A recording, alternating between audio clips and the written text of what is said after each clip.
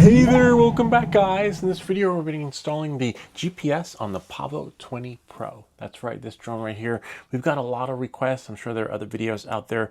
I've been asked since the beginning, but I kept putting it off because I kept telling you guys that it's the same thing as on the Pavo20. Even though this is the Pro, the video on the Pavo 20 can be applied to the Pavo20 Pro. But without any further ado, let's get started because you guys asked for it, and like FPV Unknown would say, give the people what they want. So we've got you covered. As you know, I've had this forever, just didn't put it on until now. This is going to be a two-part series because we also did get a request for the buzzer. So first part will be GPS, and second part we'll put the buzzer on. As for where it will go, we'll figure it out. We'll cross that bridge when we get there. I'm sure there's a way to finagle it so that the buzzer goes on, so that if you lose your drone, you can find it. This isn't going to be a 5 to 10 minute video. All my soldering videos, we leave everything in there by request. So that's why my soldering videos and installations are longer than others, because we go all the way. So there are other videos that are 10 minutes, 5 minutes that say, hey, do this, this, this, and then boom, you have your GPS installed. But no, we cover everything from start to finish. So feel free to scrub through or find a video that's shorter that has the same installation process without the, you know, the long process. But this is actually as long as it takes to actually get it in. So without any further ado, let's get started. I'll take you through every step into installing the GPS and every step to installing the buzzer.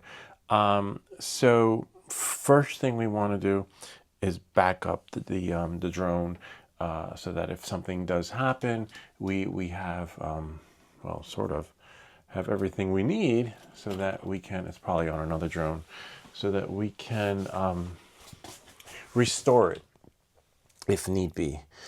This is the Pavo20. See, it's got the GPS on there, and I'm not really a fan of the GPS because it takes freaking forever, like just to load, and by the time it loads, you're ready to land again. So, you know, but it's nice, it's fun, especially when you build your own drone. You kind of, you know, you are care refresh. You know, you're the one who's responsible for fixing it. There is no DJI care refresh on here. So we're going to plug this in to our computer, okay, and see what we have here. It's going to light up. I'm just going to go open up Betaflight configurator. There'll be a link in the description down below for those of you who want to download the latest and greatest. So we're going to go to connect, and then you're going to go to CLI, and then right here in the bottom, just type in dump, D-U-M-P, and voila, it'll purge all the settings, and you're going to save to file, and we'll call this Pavo20 Pro. We'll call it Pavo20 Pro, and then we can just do an underscore no GPS. Okay, so now we know that these are the settings. Without GPS, it'll save it to the desktop, and then we can close this. And where did it save it? That's weird. So if I don't see it on the desktop, I thought by default all my stuff went to my desktop, but that's okay. If you don't see yours, do it again. See, this is why we leave everything in, because it should have purged to my desktop. But what you'll do is, interesting. Your drone should connect. See, closed, open. So if that happens, just plug it out and plug it in again.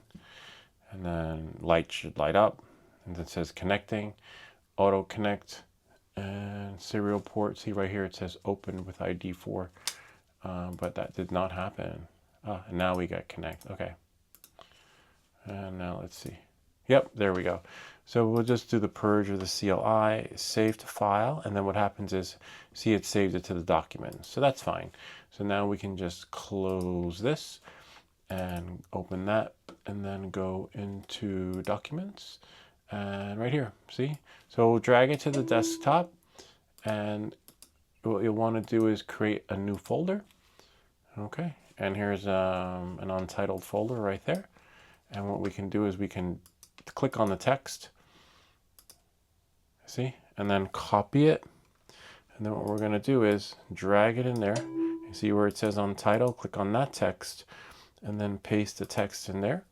See? And then now we can compress it right there. And now you can't mess it up. And now we can just chuck this one. Now you have the original settings that are just right for you. So if you want to do a restore, remove the GPS, go back to the way things used to be, you know, you can't mess it up once it's zipped. You can open it, extract it, and do whatever you want with it, finagle with the text documents in there, and you can't mess it up because you'll always have the original. All right, now that we did that, we can unplug this baby right here and just pull this out. We're going to pull out everything because we're done with plugging it in for now. We have our GPS, soldering, magnifying glass, but also one thing we will need is the smoke stopper, just to make sure that nothing shorts out. You know, you want to use this thing here, little soldering iron sucker thingy. Battery, keep the battery far away when you're soldering, you know, because we'll want to test it out, make sure it works. And also I like to have a little bit of blue painter's tape, given that you're going to take this apart. You know, you want to make sure, if you look right here, there's a sticker right there, so we know that's the bottom, right? And then this part is this side where the well, this is how I have it soldered on, so that with the LED I broke the connection and soldered it in there so that you can see, and then it just works better that way when putting the wire in. So first we're going to I'll show you what we're going to do first. We're going to take this apart, pull out the LED light, just the connection, okay? And then what we're going to do is we're going to take just a small piece of painter's tape. It doesn't have to be cut, you know. So now we know that this is the left side, that's that side. And then, you know, just take another piece, tear it, and then we know that this is that side, okay? And then of course we're probably going to have to disconnect the wiring and cabling, you know, and then and also, see, you want to take a piece of blue tape or any color tape. You could use Scotch tape, it doesn't have to be this tape. If you have a plane, but if you have a train to catch, feel free to stop the video and then watch it later, so that when we put it back together, we know that this is this side, okay? And then knowing that moving forward, now we can take this strap thingy off, and then when you're putting it back together, you'll just match the blues to the blue, so we know that that goes like that. And then we'll do the same thing with the flight controller board, because sometimes it can be tricky putting it back together. You're like, wait, which way is what? What's top? What's down? What's left and what's right? And then, of course, the antenna, you know, would go. So we can put, like, you could put like a little blue tape. You could put a little piece of blue tape right here, and we know that's the middle for the antenna.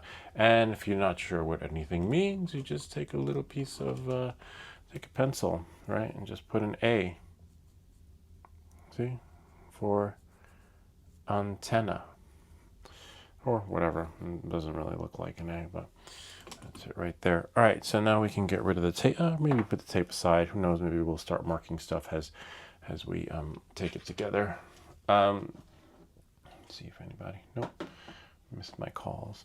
So now we're gonna put the GPS over here, magnifying glass over there, and start taking it apart. Watch for the screws, sometimes they fly out.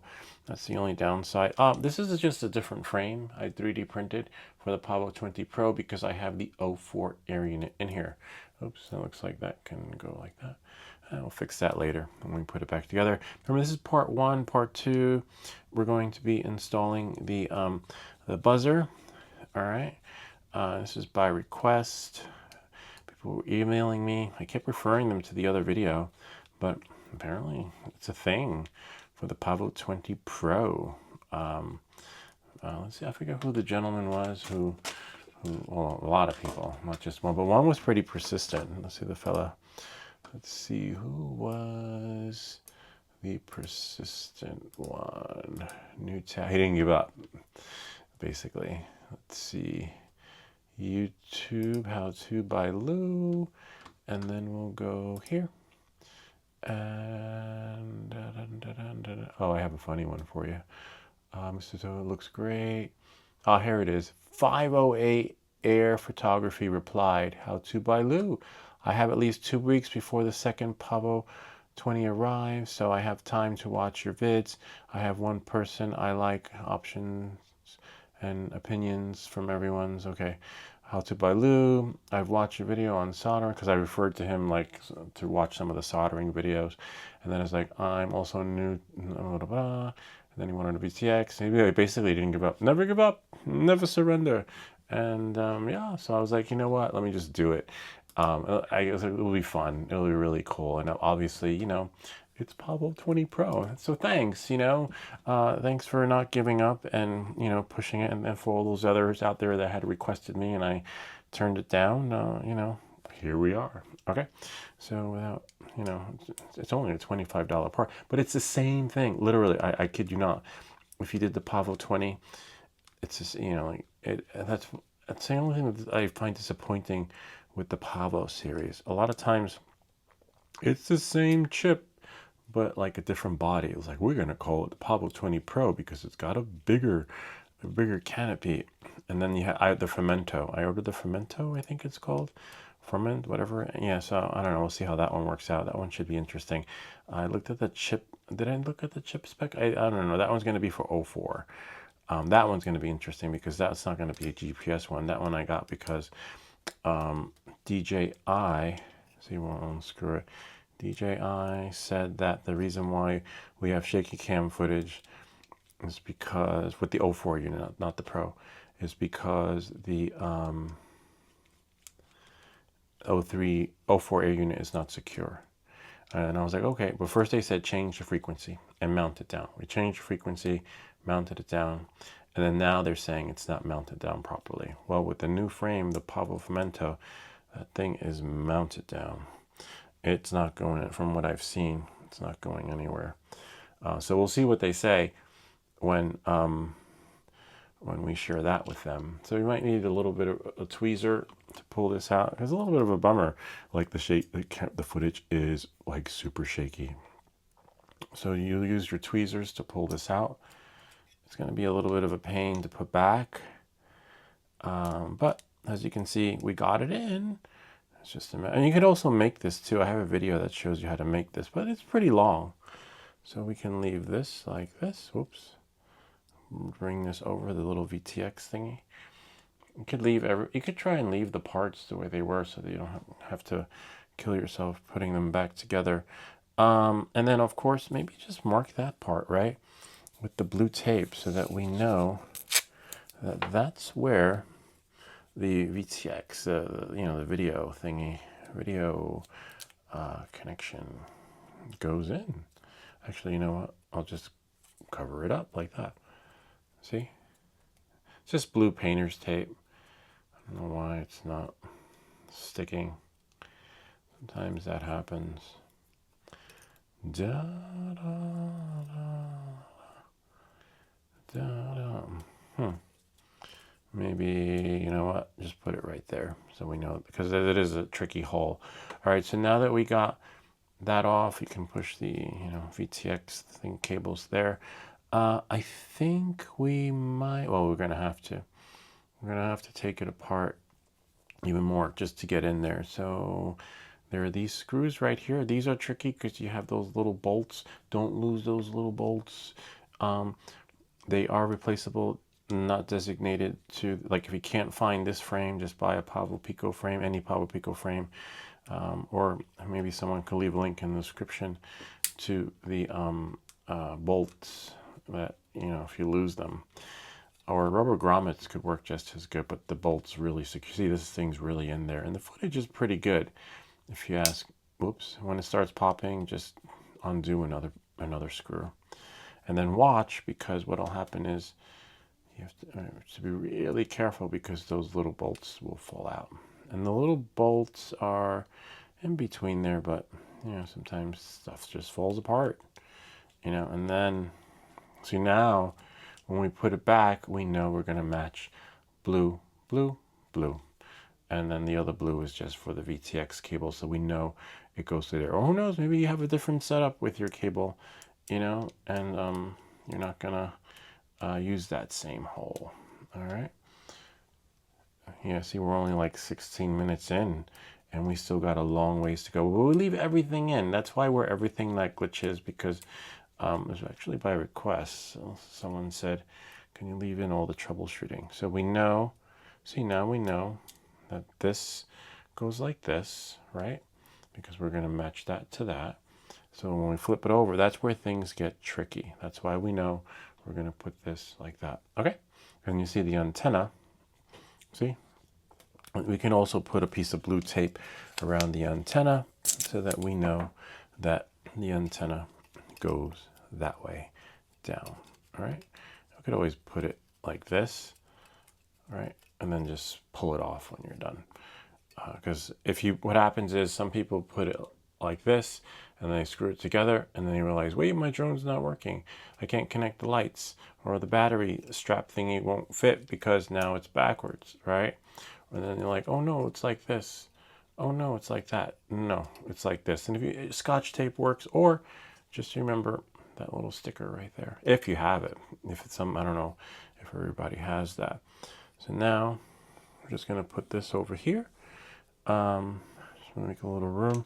So now that we got that, watch the bolts. So this is the other tricky part that I hate, because we're going to have to get under there, under. So which means that before we begin, right? Just want to see how we pull this out. We're going to have to pull, we're going to have to take off the motors. Okay, not take them off, like disconnect them. All right, this is the other tricky part. A little easy to do. You can probably get your finger in there and then pull it like that. Be careful, because you could strip them, and you don't want to do that. Or you could use the tweezers. Just be sure not to apply too much pressure. Right, just pull it. You don't want to accidentally strip it. I have a video, and then just pull it from the plastic thing. Okay, see? And then same thing with the other one. Just pull it from its plastic thing. See? And now we know that this is the bottom. So we're going to leave that there. See, that would go on this side, and that's where people mess up on it. See? So now we know, because it can get confusing. Okay? And we know that you could also take a picture with your phone, right? So watch. Just do like this. So we know that the capacitor is at the top, right? Okay? And the antenna is at the top. So knowing that, so now when you lift it, that's it. You gotta remember where everything goes, okay? Oh, one more motor. And again, be careful with the motors, because you could accidentally strip the wires, and then it could be fixed. I have a video where we build one of these from scratch. But you don't want to, you could use the tweezers. You gotta be really careful. They're just so delicate, these parts. So we're gonna flip it back over this way. Okay. And then carefully pull it up. Okay. See? We pulled it up. You can leave everything like this. We could put it back. I'm going to put it back, but we'll just move it over to the side. Okay. Make sure there's nothing in your way. It's like if you're going to be dragging stuff, because if you flip it over, you're going to lose those bolts. Actually, did I lose them? Let's see. 1, 2, 3, 4. They're still there. They're still attached, which is, we got lucky. So just be careful though. Okay. Yeah, I don't want to lose the bolt. Oh no, those are the grommets. The bolts are on the other one going up. Anyway, watch your bolts. Make sure your surface is clean, and that's it. Okay. So now we have here. That's your capacitor. This is where the VTX cable goes. I'll let you have a look. See, now we know which way was the front for us. I think you could change the orientation inside of Betaflight, but for me, this is the front, right? So the 04A unit went under here. And then we have our little thingies here. You have your little, I'll take a picture of this. It's kind of cool. Take another picture, like a close-up, so that we can see. And then, let me see. Take another close-up picture. Don't worry, I'll get zoom. I'll zoom in with the magnifying glass so that you guys can see. I believe we're done with the screwdriver. Keep that over here. Just want to limit how many parts touching each other, because the last thing you want is to short something out. But I'll give you guys a closer look with this thing here. All right, we'll just plug this into the computer. Plug this out since we only got one port. And although I love port, and then we're going to power this baby on. There we go. That's weird. Where did it go? No signal. Wow, I hope we didn't lose our... I just plug them back to everything that glitches. Okay, that's weird. Hopefully we're still recording. You saw how the screen just went blank. No, we're still recording, but something happened with the monitor. Let me just make sure this is still good here. Okay, so knowing that and moving forward, when it happens, we say welcome back to everything that glitches. And we'll move this over here. And as you can see, we're going to switch our camera source to WTM. See, there's our magnifying glass. Make this bigger. Okay, so we have a video that shows you this here. This is the chip that's on here, as you can see. Let's see. You know, some information. See, it's STM32F405. It's right there, in case you don't see it. See? Except maybe we can turn it that way. See, sometimes the view is not as clear as you want it to be until it's magnified. See? And then I'll move it down this way. See, but now it's blocked. All right, so anyway, knowing that, moving forward, what we really want are these connections here. Let's see if I can zoom in. Oh, there we go. So here is the LED connection. Let's see if we can get it right about there. All right, so the yellow wire is connected right here. See, to the T6, I believe. All right, yeah, so yellow is on. In case you're not sure, this is just what I'm just showing you the LED setup. Okay, see, the yellow wire is on the T. Oops, where did it go? Yellow wire is on the T6. See if I can. Yep, if it'll let me. See, yellow, T6, and then the black is just on the ground. See, GND, and the red, if we flip the wire over some more, is right there on the 5 volt. See, 5 volt, which is fine, but we have another, thankfully, they were kind enough to give us more. You could probably solder it together, but you know, like share the connection. But when you solder them, when you put more than one connection on there, it pops off and pops on. It's hard to solder more than one connection on a flight controller board. It can be done, but it's just a pain in the butt, you know, because this one's already there, and as soon as I tap it, boom, the other one's going to pop off. So it's just finagling it. Okay, so what we're going to do is we're going to be using the T1, the R1, the ground. See the ground? And if you look right here, we also have another 5 volts. Yay! And T1 means just, and R1 is just for UART1. So we're going to be using UART1, which means that looks like you have another UART you could use, because you have T6. Oh no, yeah, no, T6 is the other one.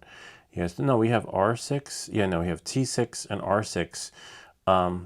Yeah, leave it. I don't know. And anyway, I was going to say you could use that, but that's being used for the light. So UART 1 is what we're basically using. T1 and R1 is just basically short for the UART1. But if we go over to the other side of the board, oh, nice, interesting. What we're going to be doing is we're going to be using the buzzer port. See how you have, I think it's just short for BZ or RZ. I can't, oh yeah, there, see, BZ. Let me magnify it in a little bit more. See, we have our BZ. We have our ground, our BZ, and of course, oh yeah, we have BZ plus, BZ minus, and then we have our, I believe there's a ground, right? And somewhere there should be a 5 volt. I have to check, oh yeah, and the 5 volt. It's hard to see. I'm going to be needing these things when we go to solder. Oh, wait, actually, I have it right here on the screen. So look, we have ground. So we have BZ, and then we have ground, and then you also have the 5 volt. And then what's this one? If we flip this little piece of rubber, see? The positive, see? 5 volt. So that's where all the cables will go. We'll connect it when we do it. And these are right here, these are for your motors, see? And then you have, let's see what we have here. Yeah, and that's it. It's just hard to see. My phone was still on. Okay, knowing that, moving forward, we're going to get ready to solder. It's a pretty quick soldering job. I just want to have another look at this board because I've only seen it online. I mean, I've seen it before on the other one, but just looking at it closely. Okay, so the 5 volt would most likely be the one in the middle. And then we have our BZ minus and 2 on the right. Okay, yeah, so you might have to take off that rubber grommet. And then we have the ground. Looks like the 5 volts in the middle. Could always measure it with a multimeter. Not a bad idea. We'll probably be using these things right here, but first let's get the GPS ready. Here's our GPS. We have the helping hands from the Nose Bigs that was sent to us, which is great. I'll just drop this on the table.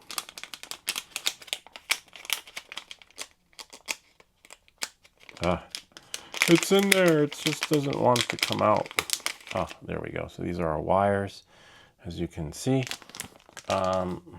And then we have connections here. I kind of like how, see how the wires are falling naturally and as they fall, like, I mean, you don't have to follow this wiring. Where is it? Move it closer. Just how they're falling. You have the red, the black.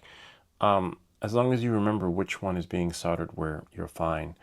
But if we look here on this one's pretty good because it goes red, black, white, yellow. Yellow is on the last one.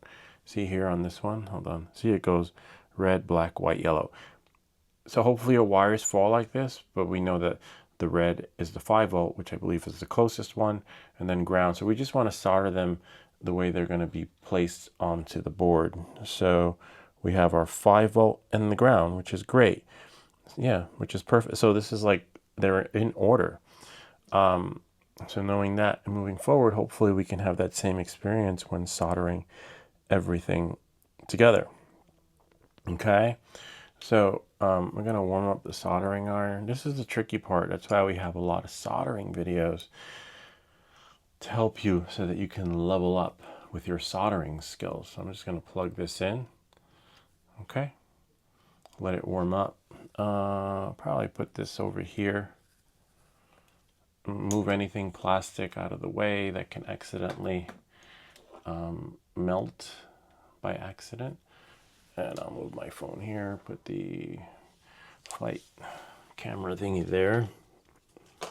We have a little bit of flux that we'll probably use on the board. So yeah, some no clean flux paste. And the wires are already tinned. My soldering iron is already tinned. I always make sure after the end of my soldering videos, if you've been watching, I tin the oh man. Oh no, I have one here. A little paintbrush to like put some flux on. Looks like, well, I don't think I cleaned this the last time. Well, at least it didn't turn hard like a rock. I'll have to rinse this off again. You get usually over a dozen of these when you order them. So I think first we're going to do the flight controller, which is the hardest part.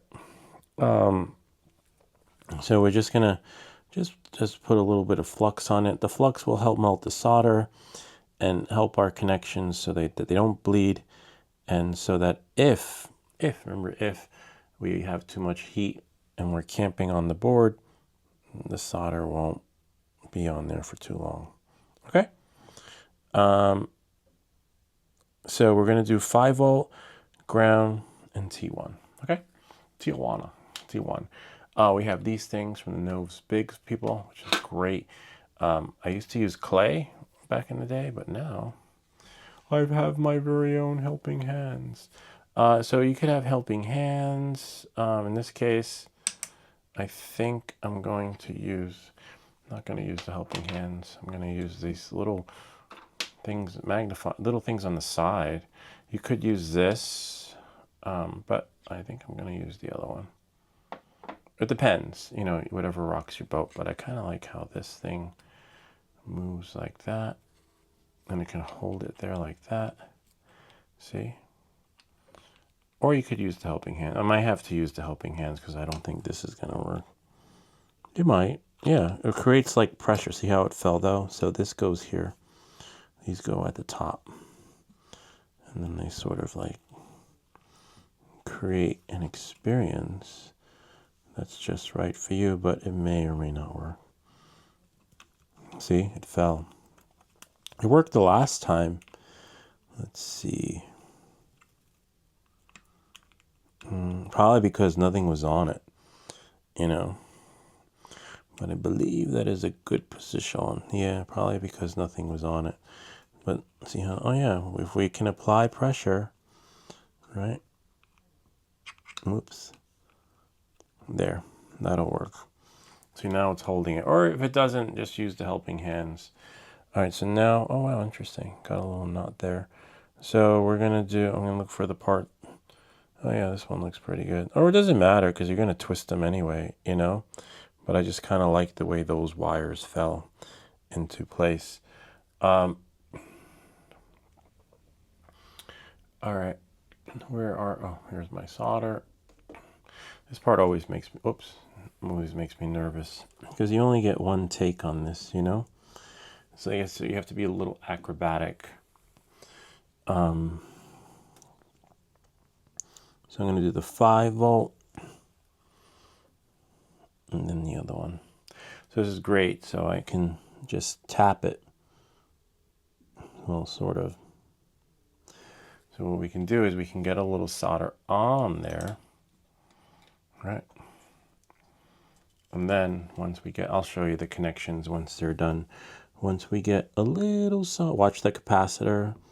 Once we get a little solder on there, make sure your soldering iron is at the ideal temperature. Mine isn't. As you saw, I just went to solder and it wasn't ready. So whatever temperature, mine I think is 740 or 7 something or 800, you know, depending on the solder. This one, as you see, it's just going up, going up, going up. I think it's 7 something, close to 8. Because otherwise you're camping on there and you're just applying heat, and you know you don't want to kill the board from applying too much heat on there. That doesn't need to be there because you remember no camping on the board. So this is a tricky part. This is where the helping hands can come in handy. All right, so again we're going to do 5-volt first, and be careful not to let it bleed because you got a little chip over there.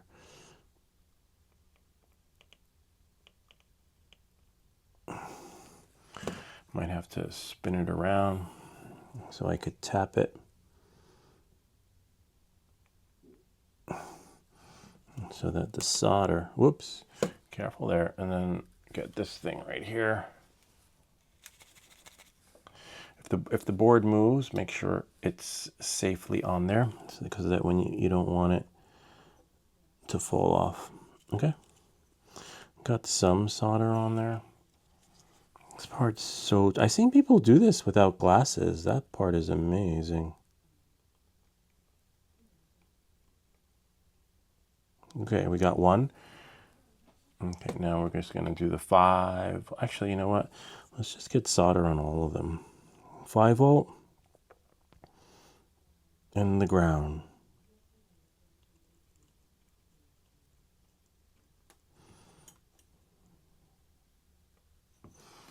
That didn't work. I mean, it did work, but the solder just sort of just like didn't work its magic.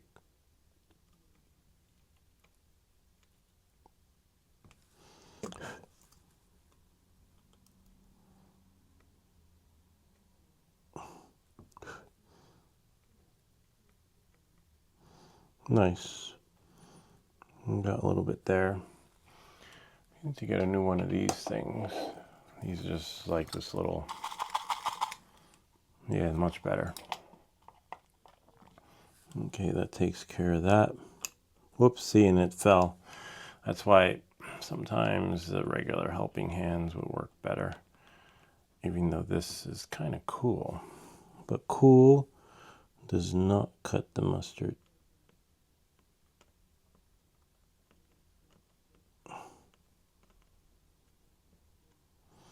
Okay, so that is the ground and 5 volt.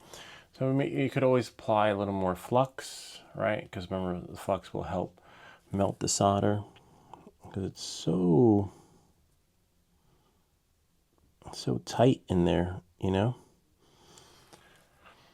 And then now we're gonna do the 5 volt. Okay. And then the ground.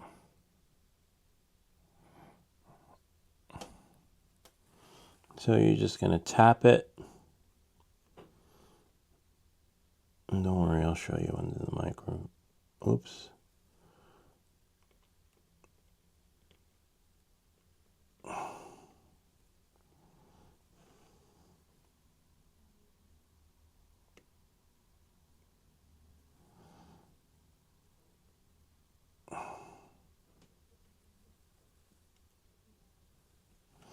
It's really hard to get it in there as you're holding the wires and avoiding to, oh, actually, maybe we could pull it back and avoiding to touch the capacitor.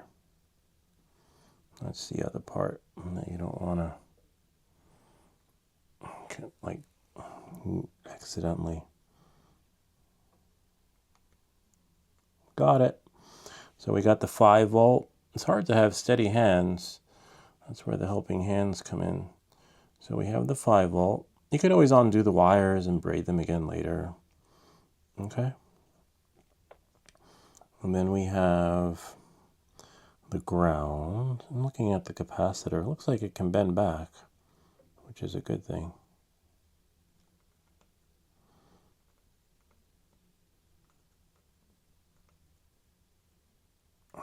Oops, missed it.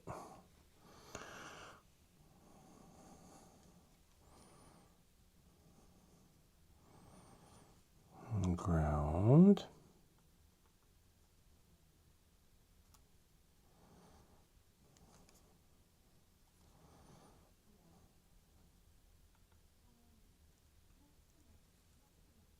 Great, we got the ground.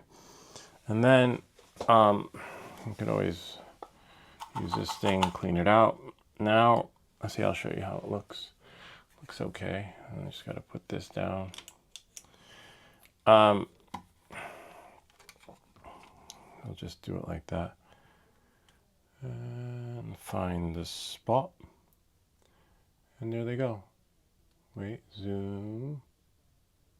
See, we have the ground and the 5 volt soldered in. Okay. Don't worry, I'll show you when I'm done. I'll move everything over. But it looks like we can move back the capacitor. That'll give us more playroom in Acrobats so that we can, oh nice, work the board a little more because we're going to have to put solder on the T1 and the R1. Okay. Let's see. So it doesn't, whatever works for you when it comes to these wiring configurations, but You could always undo them and then twirl them up again later. You know, again, whatever works. But it looks like the yellow is the closest one. So the yellow is going to go on the T1, okay? I'll just move this out of the way. And the T1 actually connects to the R on the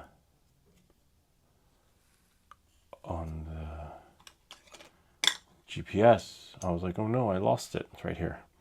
Okay, so the T1 goes to the R. So the R is on the end. That's fine. Interesting. I'm just trying to see how, how the wire, they're going to twist anyway, so it doesn't matter. All right, so now we're going to put some solder on the little pads over there. Make sure your connection is not bridged. We'll test for bridging. Bridging just means your solder is bleeding over. If it does, there's a fix for that, but hopefully you don't have to. So now I'm just going to put some solder here. Again, if you solder it a different way, do it a different way, whatever works for you, you know. Got some on the T1. And then, so now I'm going to put, maybe the white on the T1, and that will go to the, no, maybe the yellow, I don't know. I'll just say, you just have to remember which wire is on which, okay? So that when you go to the GPS, everything's golden. All right. So now this is another tricky part because we gotta finagle it so that the wires, you know,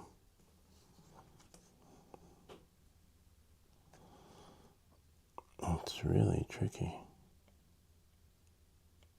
Got it. Sort of.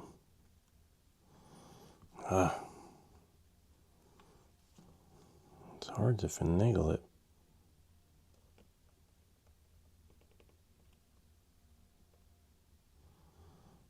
Nice.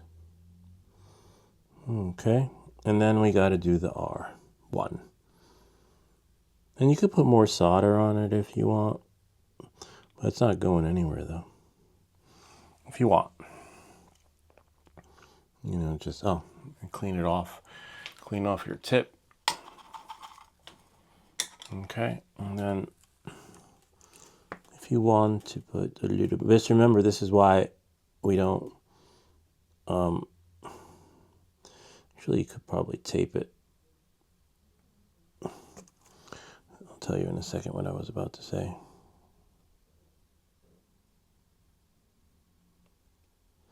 So I see how I tapped it and it came off again. That's why we don't, and now it's fine. That's why if when sharing a connection, it's hard because as soon as you tap it, the other wire will come off. So again, we have the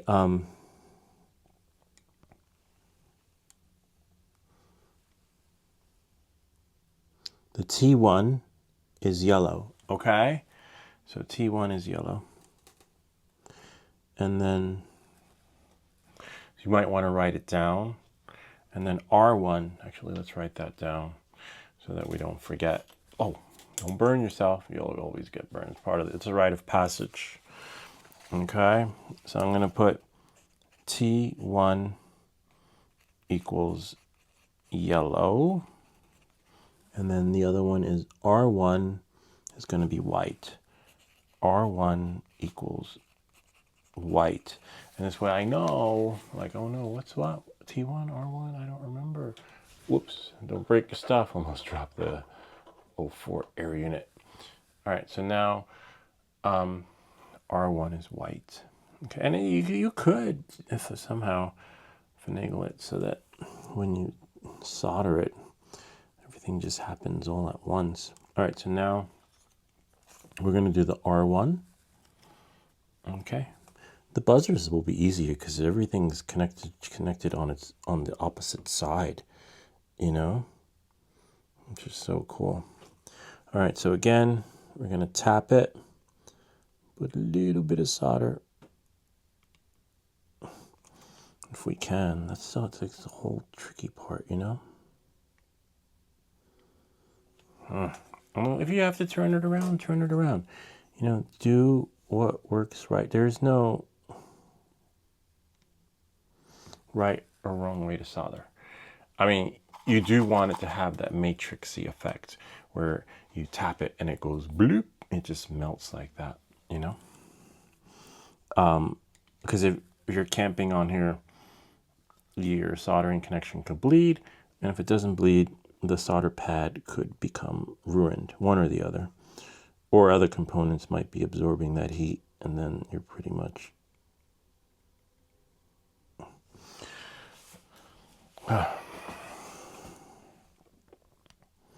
This is the hardest part.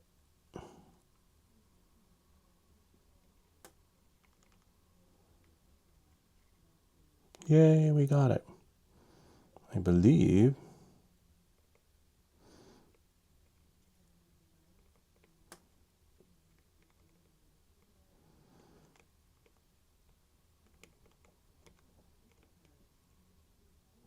Got it. See? Voila. And you could always put painter's tape on here, or like hold it down with a clamp and then apply more solder that way. But this is pretty good. We're good. We're in there. And like I said, if you, let's say, I think you'd be lucky if you tapped it again.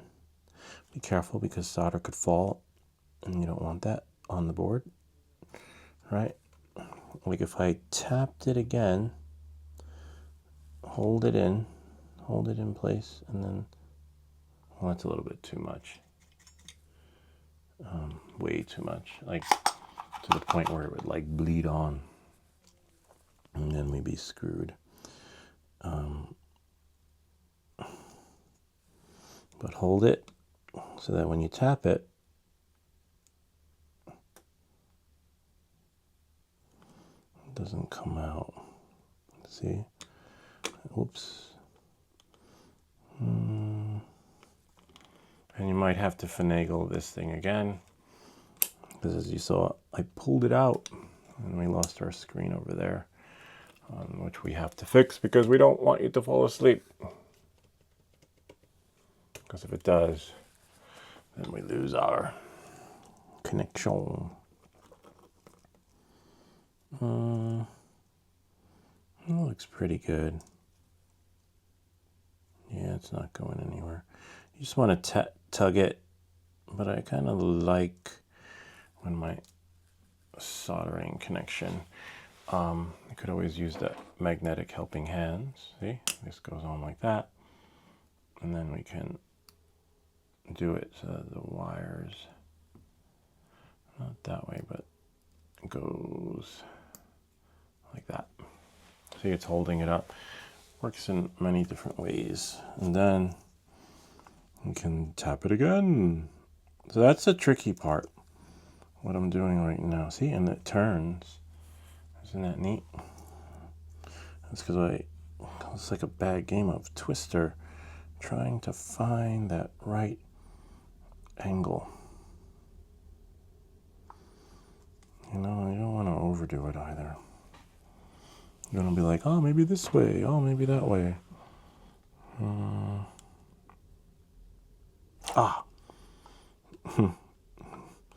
That's like a bad game of Twister. All right, so then now, yeah, make sure your fingers are clear.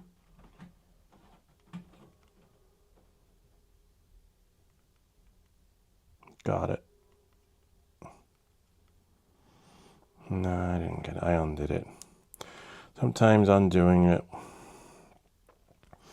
messes it up, but I honestly wasn't crazy about the connection. That one I'm happy with because it's under there. All right, so we did it. That was probably the hardest part. The soldering the flight controller will be a little bit easier. But here I'll share with you. These helping hands came in handy.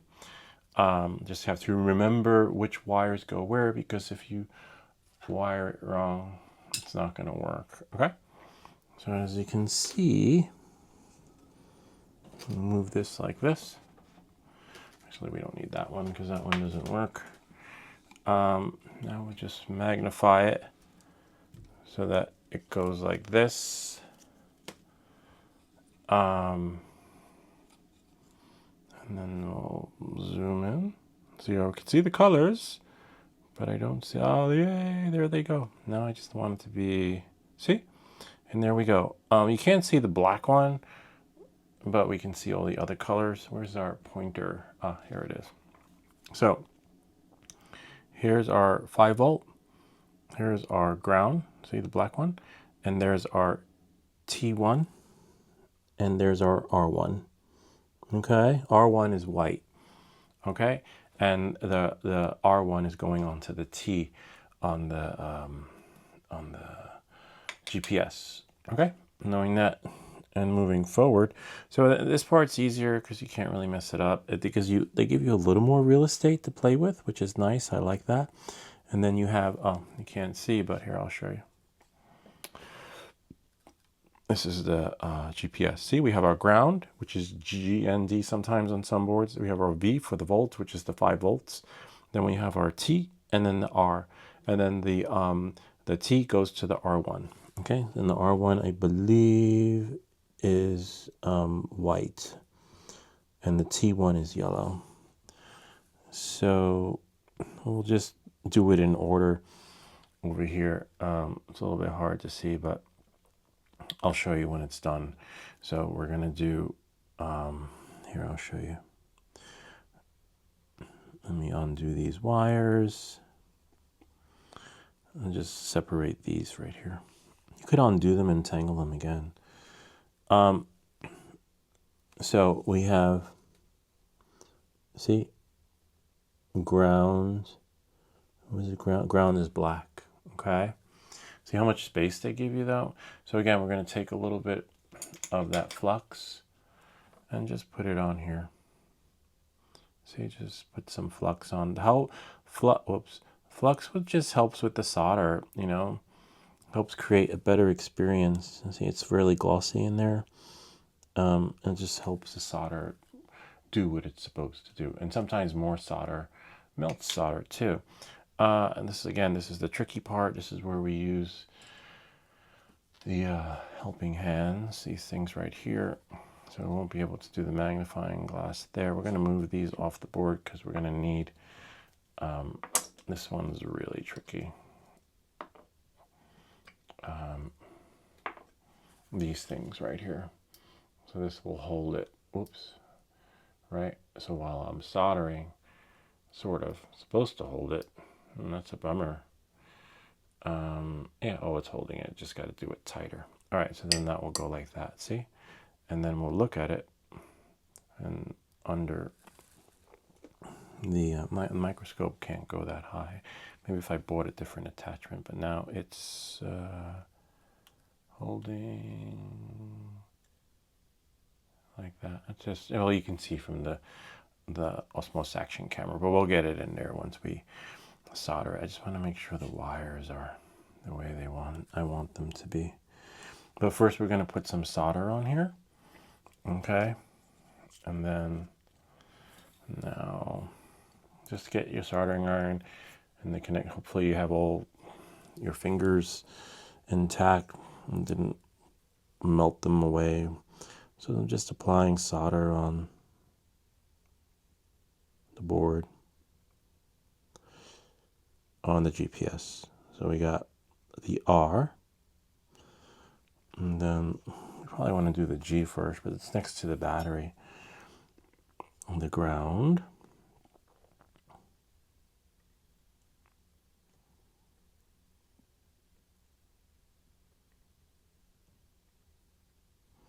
so that when you tap it, the solder just goes bloop. And we're going to we're going to test for bridge connections too. Okay. So now, oops, it's okay. It's pretty much in there. Don't need the tweezers now. We'll probably use the tweezers to put that thing, put the motors back together. So So first we have the ground. Move this over here. See how we're just moving stuff around. The ground is black. Okay. Here's the tricky part because we want to tap it, right? Just one tap, let it go. Whoops. Almost, I touched a piece of the rubber. I think that's the hardest part. I wonder if the other one has, oh yeah, those are, yeah, but it's a little bit of a tight fit. So this part's the tricky part, you know? Just tapping it. That's why I always used clay. If you've been following me, I've always used clay for soldering because I could just, can't, but it's a mess to clean up.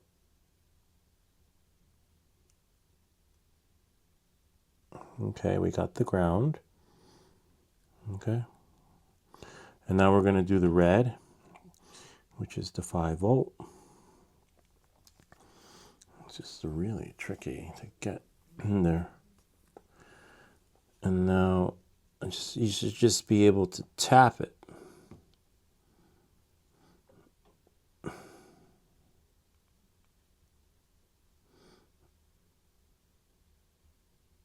You got the 5-volt. And then I have the T and the R. Now this is the tricky part because you got to remember what's what. So the white is the R1, okay? So here we have the white, which is the R1, okay? And the R1 goes to the T, okay? R1, so just make sure R1 is at the R1. Yep. The R1 goes to the T. Okay. Remember, R1 goes to the T.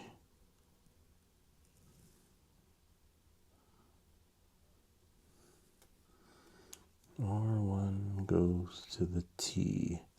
It's just so tricky.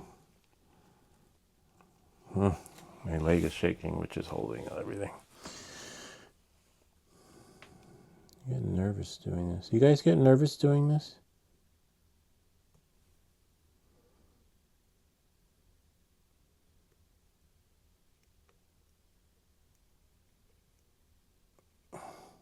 Ah, almost got it. Look, don't fall asleep.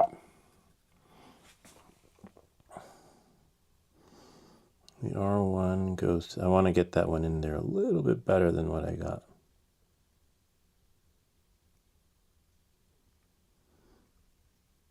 Yeah, I got it. R1 goes to the T, and the T1 goes to the R. Okay? T1 goes to the R. That one should go in. Voila. The only one I'm not happy with is the ground. The ground could use a little more solder, but it's still pretty good. It's just this plastic thing that's in the way, to be honest with you. If I can somehow, if that doesn't work, whoops, that's magnetic. I'm done.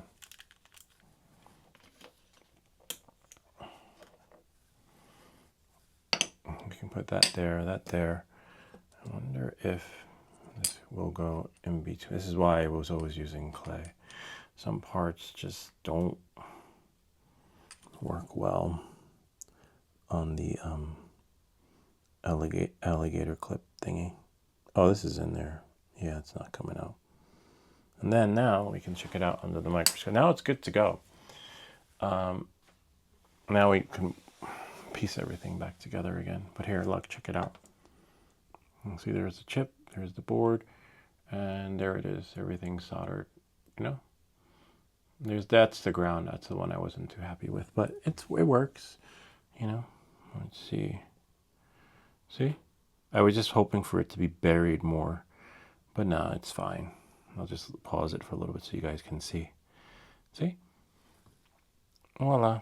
There's a little battery.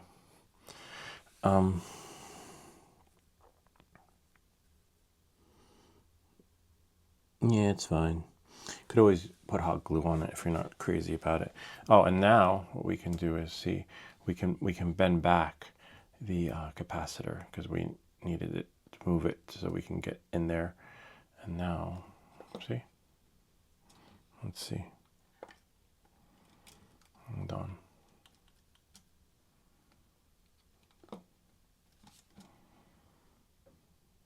If I can. See? There we go. I will magnify it. See? I'll magnify it a little bit better so that we can see.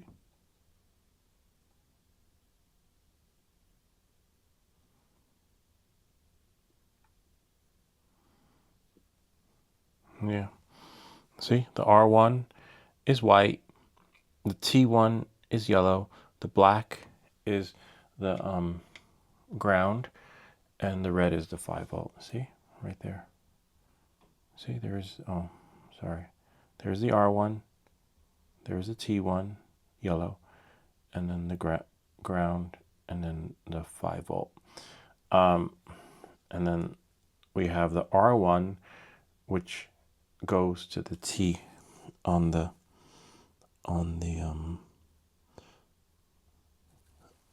flight and on the GPS. Yeah. And then the R, right,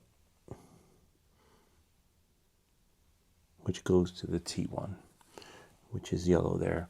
Just reiterating more and more because I don't want you guys to mess it up, you know? Because you know, I hate for you to put this thing back together and then basically you're, you know, it's no fun. It's even me, like my hands aren't shaking now, but you get nervous soldering those tight connections. So now we're ready to put it back together, but before we put it back together, we want to make sure that, I can shut this thing off. We want to make sure that our connections aren't bridge. Bridge means that you got solder in places you do not want them to be, okay? Knowing that, moving forward, let me get this thing out of the way so that we don't have like a big screen, bright lights. So this requires a multimeter, any multimeter, cheap. I'll leave a link to this in the description down below. I wish, oh yeah, here's my multimeter. It doesn't have to be fancy because all we're testing for is continuity. Continuity means that the connections are bridged and they're touching basically, and you don't want them to be touching because if they're touching, shit will blow up. Like, and I'll just leave a little clip here so you can see what happens. Yeah, see that, right? That's what you don't want. So knowing that and moving forward, we're just going to plug in our meter, and I believe this is that side. Whoops. And then this is this side. Don't worry, I'll show you guys. Hopefully the meter still works. Yep. All right. So what will happen is if you have continuity, if your connections are bleeding or touching, you'll hear this. It'll beep, and you don't want that. So let me move this. Who knows? We might need this again, so I'll just leave it there. So now what we're going to do is we're going to check to make sure our connections are good. So we'll do yellow on GPS and then yellow on the flight controller. Good. So we know that that's soldered correctly.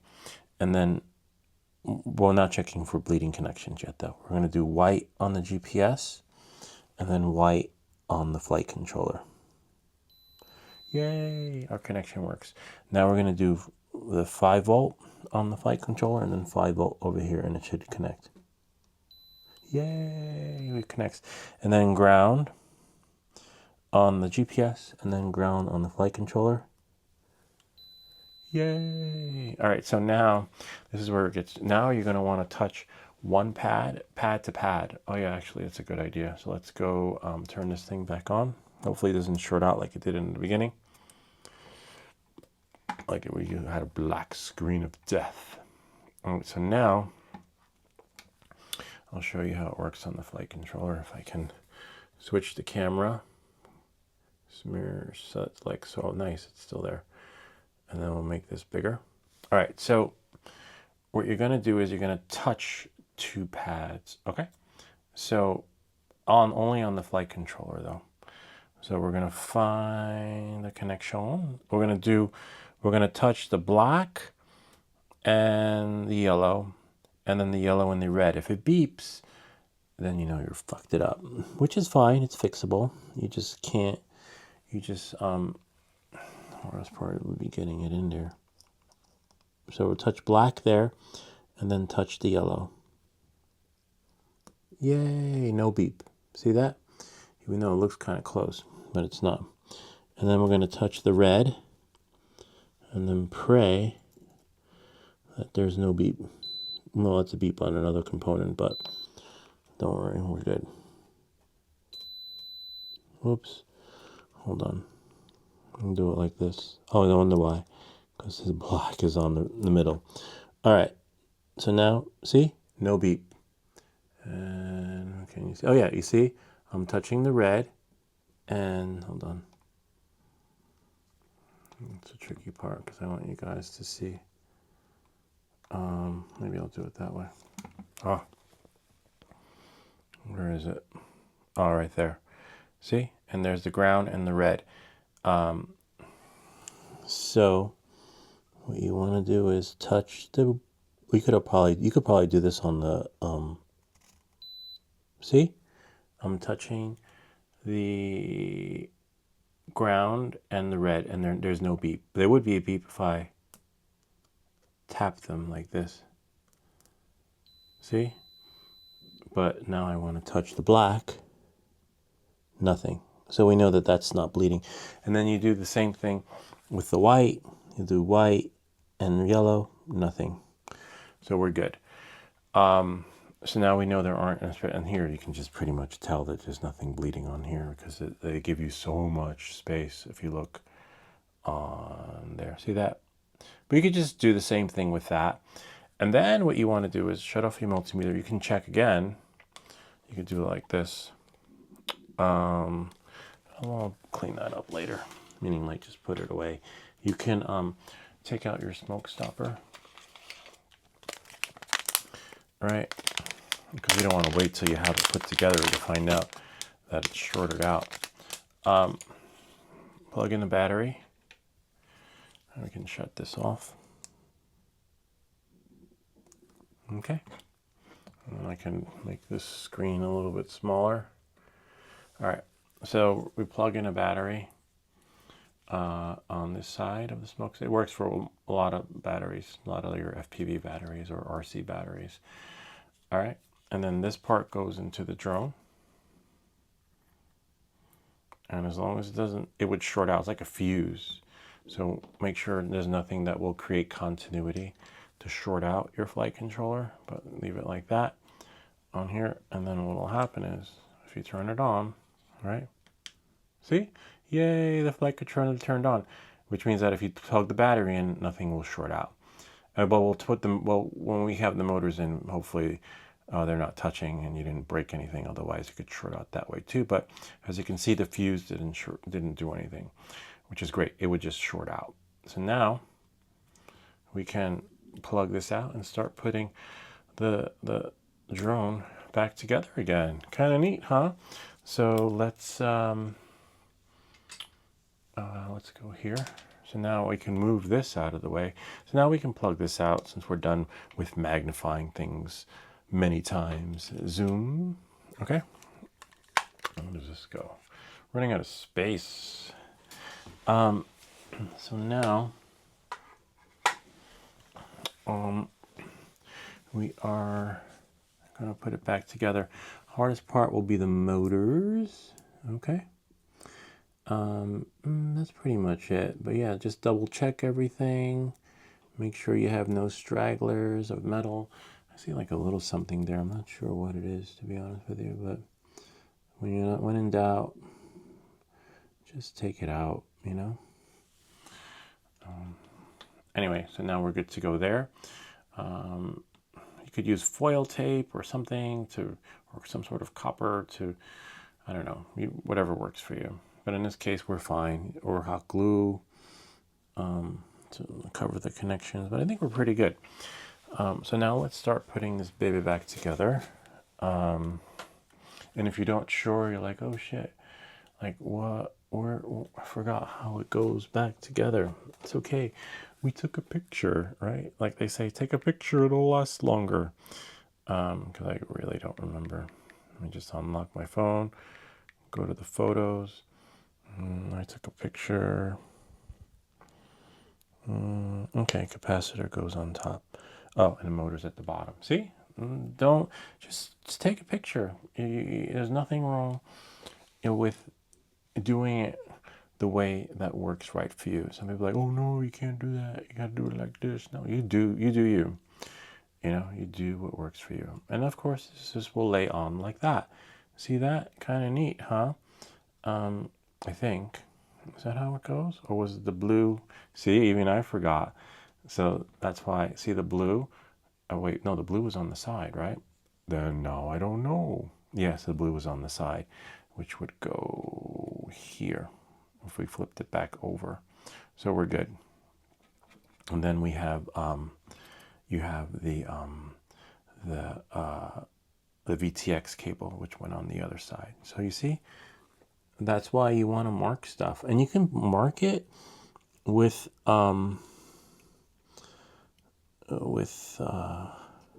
initials too. You can initial it. This is the hardest part here, getting these things in. You could take off the propellers if that works for you. You know, like so if you have big hands like me. But as you can see, this one is going in, sort of. And if they don't go in, don't force it. You know, you don't want to mess it up. See, that one went in. And then we have this one going. Because you could put it in wrong. If you don't, you know, you don't want the left motor on the right on the left. And then these are programmed accordingly. They're already programmed as we took them out. So if you put the flight controller in backwards or upside down, you'll be like, wait, it's not working, it's not flying. And that's why we marked it in the beginning, so that we knew that when this thing goes back up, it'll fly. And then worst case scenario, GPS won't work, and then that's another story. But yeah, interesting how this buzzer thing works though. I was just looking at the buzzer connector thingy. So you have 1, 2, 3, and last one. So you'll have to move over your new wiring for the GPS. The GPS, I'm kind of on the fence on. It's more of a gimmick, but it'll help you find your drone. It's kind of like geocaching. You know, you like it'll say it's 5 feet away, 10 feet away. That part does work with it. But you know, you'll figure it out. But as you can see, you'll learn how to fix your drone. Your care refresh. So when you bash this thing, you're like, oh, I gotta fix the wires again. You'll be like, oh yeah, you know what? I got this. So you will be that more confident in your repair skills when it comes to fixing this baby. So then we have the wire over here for your LEDs.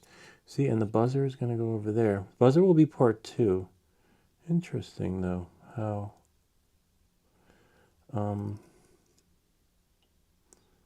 that part I didn't see. Yeah, considering that. I guess that's how it goes on. I'm going to plug it in. Hopefully it doesn't blow up. I'm going to plug in the smoke stopper again. We have this and this. Just one of the connections looks kind of weird, but it's working, so you know, I just don't. So here we go. And then now what we're going to do is we're going to plug the battery in one more time and turn it on. See, it beeped. And the motors made that sound. It was just, see? Oh, wow. That's weird.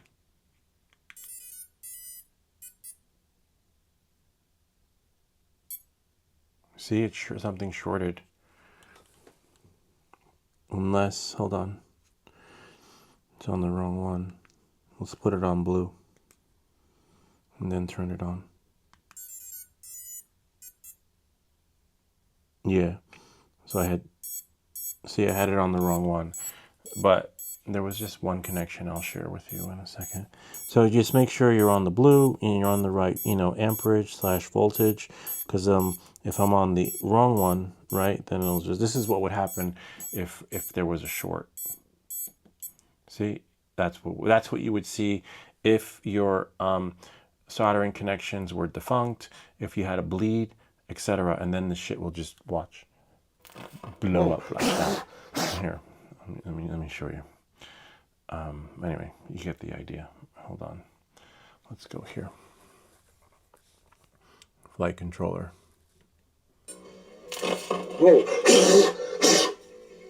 Yeah, that's what happens. So that, get a smoke stopper, because preventative is cheaper than damage control. So yeah, so now if I turn it on, see? And then now you know you can do this. Now you know basically you can plug it out, right? Put your smoke stopper on the side, move everything out of the way, because as you saw, I did this because I wasn't sure about a connection. Something was weird looking on the board. And then now the only thing that'll happen is everyone will wake up if things go poof. So it won't happen because the smoke stopper prevented that. Like, it would have shorted out. See? See? And we know it works. But if your connections were bleeding, it won't. But there was just something on the board that looked defunct, like on the corner. I'll show it to you when we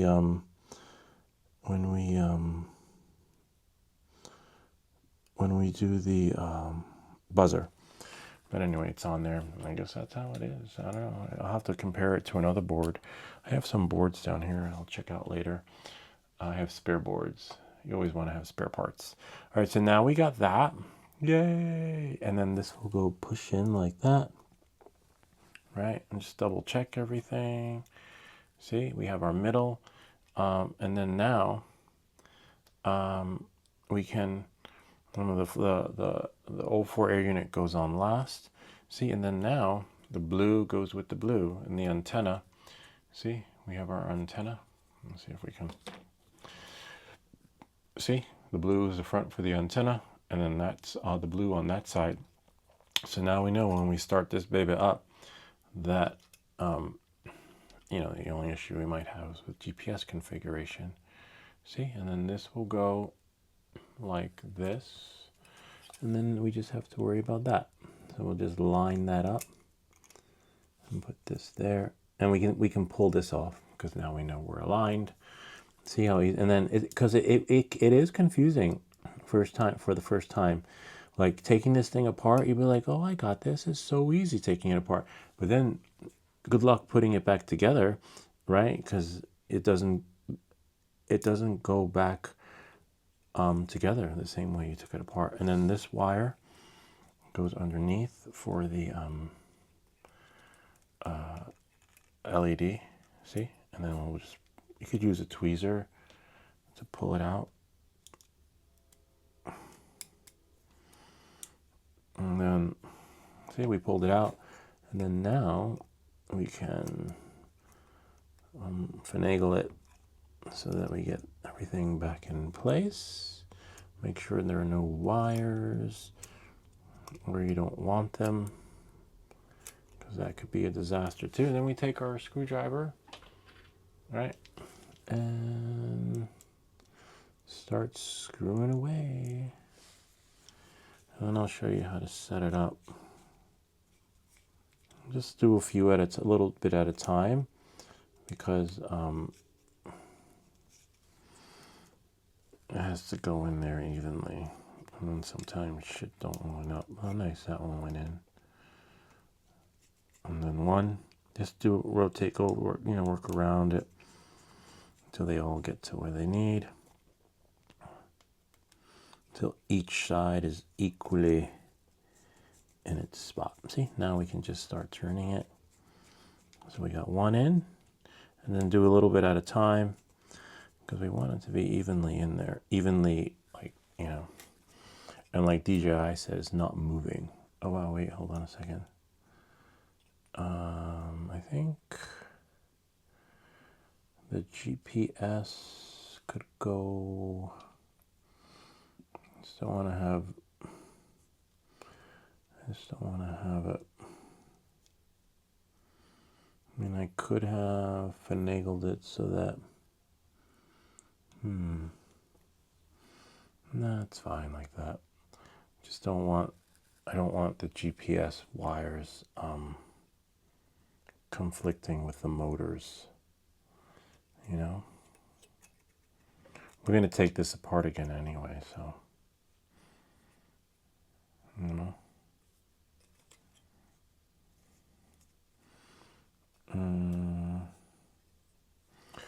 yeah, so something's not right with the board because you want to make sure that your propellers turn.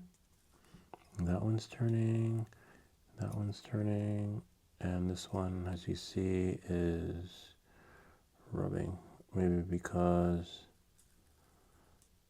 so we gotta, well, we know it's on the right side. It's just a matter of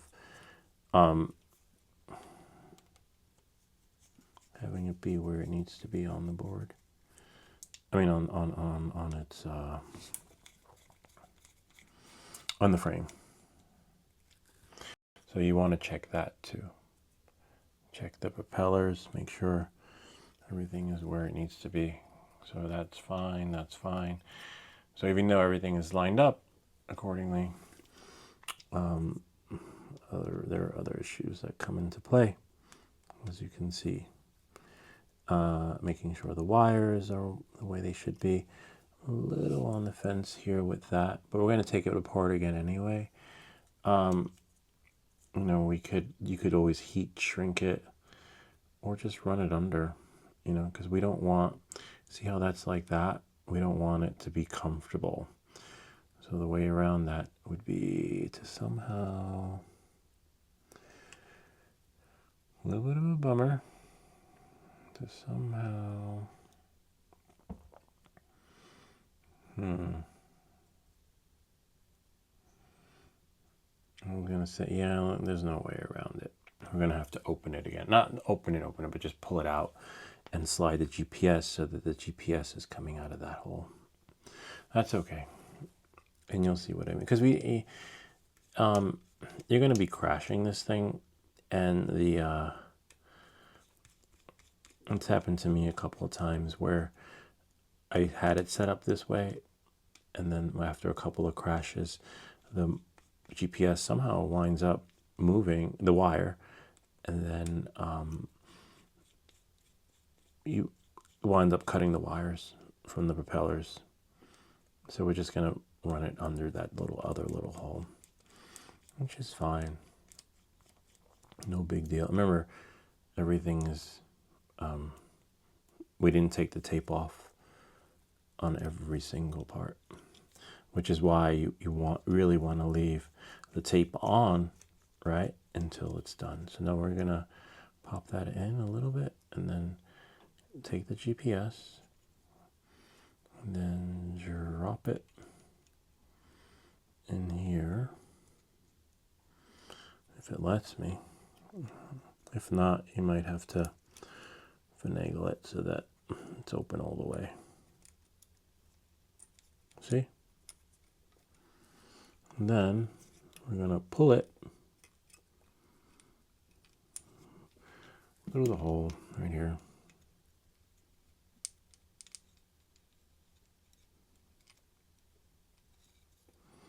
Or not. Might have to take the whole thing apart again. It's Sometimes it can't cut corners, unfortunately. We might have to just use our fingers to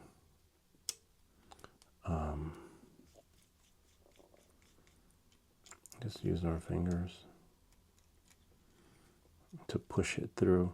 So there's our frame. And there's that.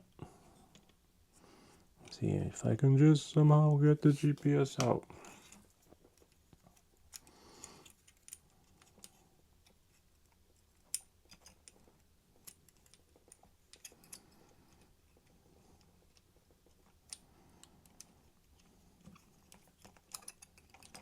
No. I have to take out that middle screw. Hopefully not.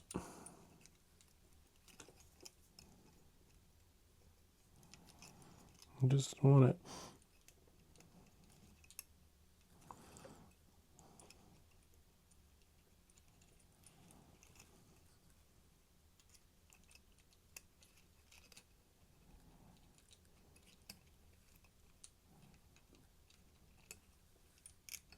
Yeah, I'm gonna have to take out the middle screw. Or not. I can somehow finagle it so that it just comes through. Ah, there it is, right there. Oops, don't fall asleep. Oops. Remember that? Yeah, and that's what you really want to avoid happening.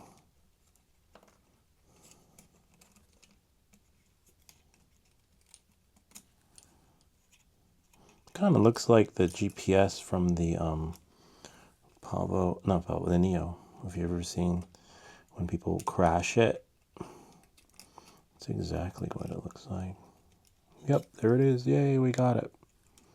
Now we just pull it through. See? And those wires are really soldered. Now, when we run it through, it's threaded through the hole, and we don't have to worry about cutting the GPS wires accidentally from a crash and bash. So now we can, and it has happened, even with heat shrink. So now we just have to line up the holes again and screw it back on. Oh, oh no, one of the VTX things came out with VTX screws, but that's okay. That's an easy fix. So now we're just gonna screw that. Screw a little bit, a few at a time. Does that have any? No, it doesn't. So I'll probably put that in before, because this is like, put that in. And we're gonna have to do this again when we install the buzzer, but that's okay. All right. But remember, I said it's going to be two-part. This is part one. Part two is the buzzer. And then the buzzer will probably be here on Friday. I ordered it from Amazon. There was like a 2-for-1, 2 buzzers for the price of one. I was going to do the I was going to do the Betaflight, like the person who recommended this video had bought the Betaflight buzzer, but it was expensive. They charged freaking $10 additional for tariffs. Like our tariff fee is $10. And then I looked on Amazon and I found a different one, and they had 2 for the same price, 2 for the price of 1. I was like, you know what? Let me do that, because if you recall, when we built the transistor radio, hold on. The buzzers were broken, and we actually had to order buzzer kit for the radio. Oh no, the speakers, sorry, the speakers were broken.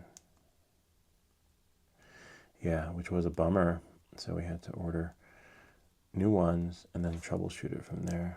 That kind of sucked though. And we didn't know that the buzzers were, we were hoping that we could build the radio and everything would have been golden. Nope, it wasn't.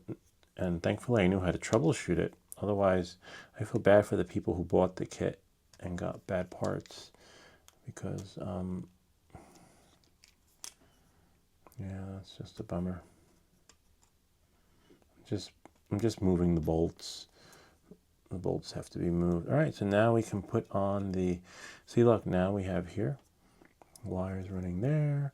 And now the other thing that's really hard to connect is the 04 air unit. That cable is a pain. So now we have our GPS, which will run here. Let's get our other wire. Whoa! Don't break your stuff. My phone almost fell. Yeah, let me just put this on the floor. Or I can put it over here. And put this here, since it's magnetic. Put that there. And I'll put all that other stuff back together later. There's my phone. All right. See, and this is why we marked everything. Kind of neat, huh? So then now, this is the other tricky part. I mean, we could, that's the back. See? And then this goes here. I think we're going to run, I think we ran the VTX cable right under there. Yep. Right through that hole, through where the blue tape is. So now we can take the blue tape off there. So, you know, it helps to mark everything, you know, as you can see. And then we put this in like that. Once it's in, the hardest part will be, oh no. Oh, it's right there. I was like, I lost a screw. The hardest part will be, actually there is no hard part after this, to be honest with you. No, it's just finagling it. But just make sure your VTX is where it needs to be. Yep, there we go. We could always change the setup later. Considering we're going to take this apart again, we're fine with doing it like this. Just need to get one in. I need to get one in the hole.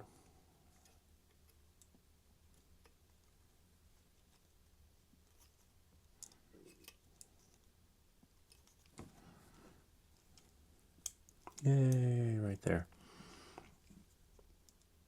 And again, this is a different frame because I'm using the 04. Same process if you have the 03 in there. Same process if you're using the original frame. This is one that we made. There's a video. I'll leave a link to this video in the description so that you can see it. This frame being put in there. The installation. And then this one will go in here. We're almost done. And now we'll go here. See, we'll screw them in. That's why you always want to do a few screws at a time, so that everything just falls evenly into place.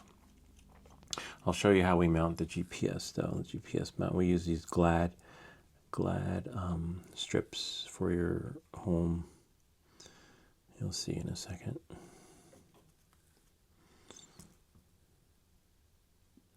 Just turn it so until it's tight. You know, see, just taut. It's not moving. It's in there because remember the 04 air unit is screwed into the VTX mount. That's provided, not provided, actually 3D printed. So they provided by the folks at Beta FPV. Nah, I think, yeah. And then voila. Hopefully that one's going in. Yeah, it's going in. See? Just make it taut. It doesn't have to be tight, so tight that you strip it. You don't want that. Just tight. And if you look, this thing's not going anywhere. It's in there, and that camera's not moving. See, it doesn't budge because I tightened it. So now, like it's in there. We can push this in to its 3D counterpart. See, might come loose on Betaflight, but then here, look. So this GPS goes like that on top. You could probably make a mount. I printed one, but I don't think it works on this frame. So now let me get a strip, plug-in strip.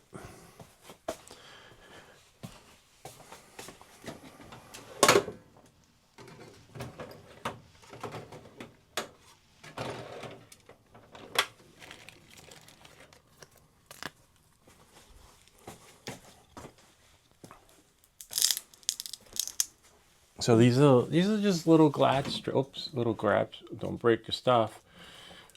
Used for like walls stuff. See, and it works really well.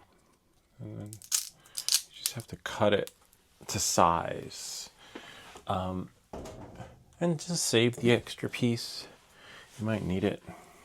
So now, what we'll do is I'm gonna use. Where's the GPS? Oh no, it's gone. No, it's right here. So what we'll do is we'll put it on the GPS, like let's say, oh yeah, that's a good size, right about there. Be careful not to put it too far down, because actually, you know what? Let's do it like that. Because you don't want it to strip if you ever take it apart, and then the glue from the battery will, the glue from the strip will tear off the battery. So just, whoops, because the computer was going to fall asleep. And we don't want that, because that's recording our screen. So that when we get to the part of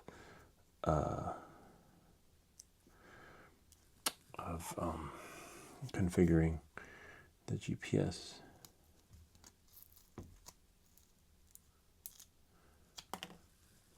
you could use this part, whichever part works right for you. I think I'm gonna use. I want to use the lower part, to be honest with you.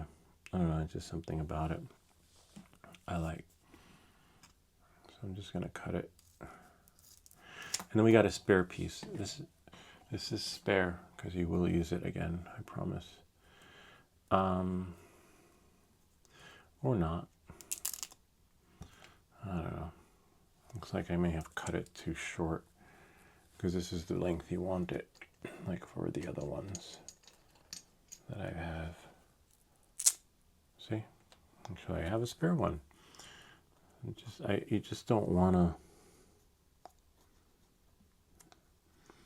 You just don't wanna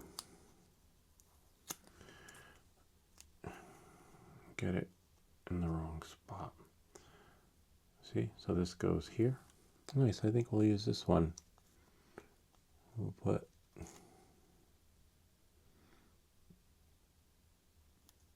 Perfecto. So now we got one half, and then now we could just basically use the other half, then cut it. You'll see how it looks when it's done. It'll all make sense. Whoops.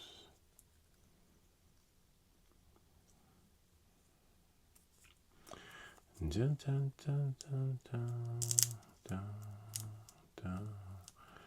See, now we'll cut this, maybe right about there. Well, we want to leave room, because it has to stick on there, and it will stick. This ain't coming off. Well, it will come off because we got to take it off again to do the, see, it just mounts on. This is like a 20-pound one. I'll leave a link to this in the description. But you see, and it's not touching, the adhesive is not touching the battery part, so that if you accidentally bash it, it's not going to tear off the wires. You could always apply hot glue over the wires, but most of all, tear off the battery connection. That has happened before. And I learned from my mistake. And there it is. See, check it out. Kind of neat, huh? Gotta love it. Now we got our GPS. The only thing is that I do not know where we're going to put the buzzer. Oh, and then we have to connect the VTX cable. So that's the hardest part. Hopefully we don't have to take it apart again. I mean, we won't, but I mean, take it apart if the wiring is wrong. Like, oh no, the wire is supposed to go left instead of right. That but we just have to finagle it so that, see, it just pushes in. You could always put the rubber piece back on, the tweezers or whatever it is you're using, so you don't accidentally puncture anything. Except that's not the one for my tweezers. Like I say, just know your parts. And then now when I push it, it should, see, it should just go back in, and we'll know in a second once we connect it to the computer. Voila, we got it on. But good looks will only get us so far, because now we have to connect it to the computer and see if it actually works. Hold on. Don't lose this thing. So everything. Just try to keep your stuff organized. I know it's hard, especially when you're building something, you're excited, nervous, hand shakes. Sometimes you have a senior moment and you forget where you put your stuff. Now this is the hardest thing to plug in, but it was worse before on the Pavo Pico until they finally upgraded the drones and made it easier. What's this one? Did I put the wrong one in? Huh, I must have swapped them. This one worked really nice though. I wish I knew. This one doesn't fit. That one fits that. Interesting. This one, oh yeah, that one's for this one. I think. I don't know. Anyway, that will go here. And now I'll plug it in. I don't think I need these anymore for now. Yeah, I think we're done with these. I'll put these here, and now we'll set it up on the computer. Plug out the soldering iron. Just gonna put some stuff away or make room so I can get to my mouse. The battery thingy. So we might need the tweezers again. It's not over yet. All right.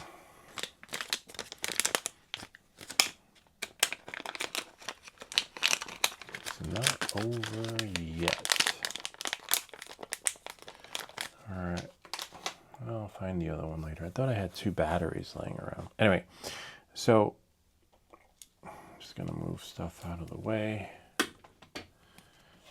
There's one here. There's one battery. We had one earlier. Move this over here. Oops. Move that there. So we're gonna need the tweezers again to put this thing back, the battery strap thingy. But put the smoke stopper away. Move that over here. Wish I had an air tag for my batteries. And this is the packaging for the GPS unit, which we don't need anymore, but you could save it for something. Just look in the bag. Because you never want to leave your batteries laying around, because it's like a fire hazard. If they blow up or if they're damaged, you could literally burn your house down.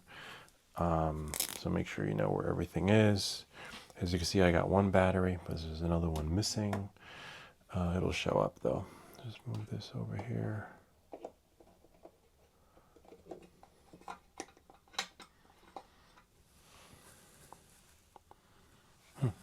Interesting. We got a little suction thingy here for in case you solder your connections wrong. I'll put this over here.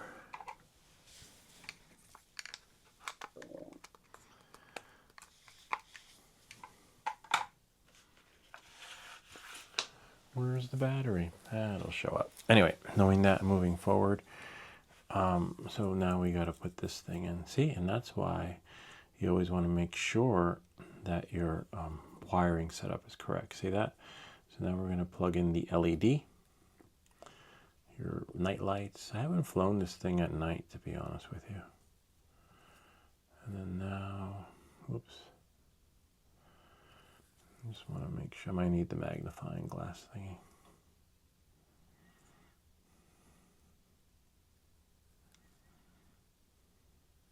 And you want to make sure that the connections are correct, because it just goes in upside down, because you can mess it up.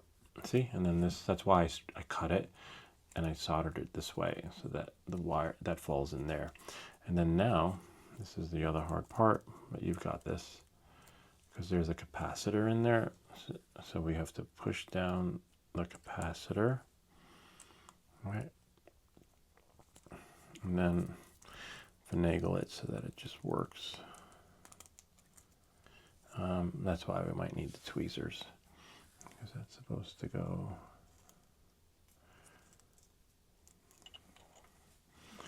See, just when you thought you were done, you're not done. See, and then move it. Try not to butcher things. You could push it down, because remember we moved the capacitor so that we could solder in there. See, voila. Yay, we did it. Now you can strap it on. Sort of. Just got to find that other battery. Where did it go? It'll show up. Because I have two 3S's. I used to have more, but I wasn't very good at flying in the beginning. And I have a 2S. I have another 3S. This one's a good one too. Yeah, I'll leave that one. This one I believe will fit though. But we're not there yet. We still have to. Don't fall asleep. Damn it. That's all right. So now what we're going to do is we're going to go, where's my mouse? Ah, right there. I'll move this over here. Move that there. Move the battery away from the soldering iron. So now, what we're going to do is we're going to open up Betaflight and we'll configure this baby so that we're good to go. Oh, of course it helps to connect it, right? There we go. And see, it'll light up and not short out. You see, look, and now we know we did it correctly. See, front, back dive, right, left, see? Now we know, and that's why we put the tape everywhere. I think I'm gonna leave the tape on because remember, this is part 1 and part 2. We're gonna do the buzzer so that if you lose it, we'll be able to find it. I think we might be able to put the buzzer back there, like right in that little spot, because it is a small buzzer, and we could use the 3M strip tape so that somewhere back. We'll finagle it. We'll get it going. In the meantime, we're going to go to ports and see UART1, and then for here sensor, right? See, look. Well, actually, let me go here really quick. Go to cursor. Right, so that you guys can follow along. Close that, and then go here, enable cursor. And now what we're going to do is we're going to go back to the other window. So UART1, remember, because the T1, right, and the R1, we did all that. So now we go here, sensor input. And I believe if you used UART 6, it would be T6 or something else. All right, so now we'll go, you remember UART1, and then right here, GPS. And we're not going to do auto. We're going to do, I think it was 576 something. So 57600. Okay. And then save and reboot. And then connect it. See? And look, we have GPS, except there's no signal. I think if you go into, if you don't see this setup, right here, oh, you put it, you might not see that. Yours probably looks like this. Just go into enable expert mode, and then when you click on GPS, see, waiting for GPS fixed. I wonder if it'll work. Let's go. I mean, it will work, but I wonder if it will work from here. I need to find my goggles. Oh, they're right here. Oh, but before we even do that, let me Let's go into the OSD. Oh, wow, look, we're getting signals in here. And set it up so that we can actually see it. So we have angle mode. We have all these little goodies here. So what we're going to do is we're going to go here and go, see, GPS. And we want GPS latitude, right? Hold on. I believe it was this one. GPS latitude and GPS longitude, and then they're on top of each other, so you'll have to just drag them over. See? Except I think we'll put it over here since there's nothing there. I believe we'll know once we load it up. And then put one here, longitude and latitude. See, I just want to line it up. I wonder if I put it there. See, looks all right. I mean, you decide what works for you, where you put it. And then there was another one, I believe, A, B, C, D. Flight distance, GPS latitude, GPS longitude, GPS speed, home direction. Yes, I believe this is what you want. Home direction, which I believe was usually an arrow. And then home distance, that could work. There was one that I forget which one tells you how many feet you are from your GP, for how many feet it is from you, which was really cool. I remember it was like, you're 10 feet away, you're 4 feet away. It was like that. And this one just tells you direction. So we can get rid of the direction. Because you don't really fly too far with these drones. So we'll put this. I just forget what's in your, because you don't want to take up the real estate from the default DJI stuff. Okay, so that's that. And then when we go into our goggles, we should see some stuff. Oh, don't worry, you'll see what's inside the goggles too. I just have to set it up so that it works. So now we'll do that. We'll put it outside. 1490. That's a picture. I'm going to turn these on. See, in those videos, they're like 5 minutes. GPS, 10 minutes, I think, is the average one. But no, it takes about, I'm going to say 2 hours. Well, yeah, about 2 hours. 2 hours and 30 minutes, maybe. Depends on your setup. All right, so now I'm going to turn this on. You always want to turn the goggles on and GPS on, not GPS, and this on first, because then it takes a while for the other stuff to sync. Anyway, now I'm just going to go into here and turn on wireless mode. And then I'm going to open up the app here and then push it. So now, bummer. Let me just make sure everything is here. We have our ports, which is fine, right? And then we have here modes, which is fine. And then we have GPS, which is fine. Oh wow, looks like it's it's just working at stuff. Ground distance, speed time. There was something else, I believe. Was it in the failsafe? Nah, leave it. Don't mess with anything. But I think it was not in the ports. Configuration. Pavo20 Pro. That's the name of the drone. Feel free to name it. And now, you're here. GPS for navigation, telemetry. Yeah, so that we have that. All right, and make sure air mode is off. If you have it on, this will just enable acro.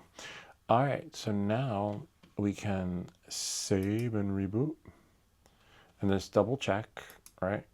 Oops, double check. Go back to GPS. Nice, it's picking, it's looking, and then go back into failsafe. Make sure that's fine. Configuration, that's fine. And then we want to check to make sure our port's saved, which is right here. See, UART1, and you can always save and reboot. And now we're just gonna disconnect, we're just going to disconnect and close that. And now we're going to pull this baby out. And I'm going to connect my phone so that we can push it and see once we put a battery in. Hopefully it doesn't need to be charged. But I would swear I had 2 of these things. I guess this is it. Wait, hold on. I can tell you. Oh yeah, no, it is it. Oh yeah, these are the 2. All right. So knowing that, and moving forward, let's get these things pushed first. Hold on. If we go here and then go, we're gonna mirror it. Nice. Whoops. No. Reflector's working. Yeah, I love when reflector works. If you follow me on the live stream, sometimes it doesn't. So now what we're gonna do is we're just gonna put this into, I think it's rotate landscape, right? I believe. And then we'll find the DJI Fly. Perfect. Hopefully we see the goggles. We'll leave that there. Oh, nice. It sees the goggles. And then, oh, let's plug. Now we can plug in the battery. And then what I'm going to do is we're going to go outside and let it work its magic. But before we go out, we want to make sure that the goggles connect. And this will go beep beep. It should. Oh wait, I have it set to Avada, I believe. Hold on. So you want to make sure you have it, you switch it to 04 Pro for me, or whatever, whoops, 04 Pro, or whatever, maybe you have 04 Lite. For me it's Pro, and now we can hear beep beep. There we go. See, voila, and there goes our longitude, latitude, our home distance. Oh man, 169. Let's get this outside, because when it gets hot, then it crashes. So hopefully we'll still maintain our... Oh wait, but no one sees anything here. That was just an isolated experience. I hate when that happens. Share live view, device not found. I'll put this here. It says sharing. So when that happens, we'll just quit it and try again. This is where shit gets glitchy, and you just hope that you can get it up in time.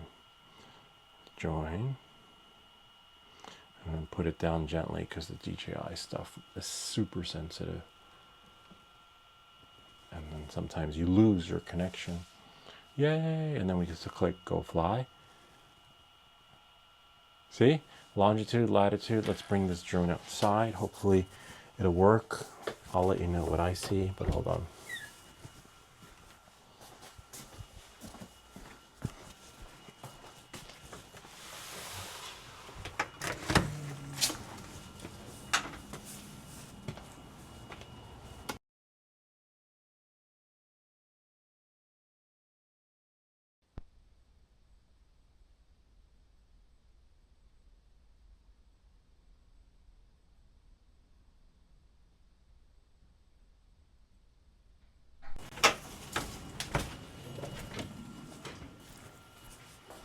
Sweet.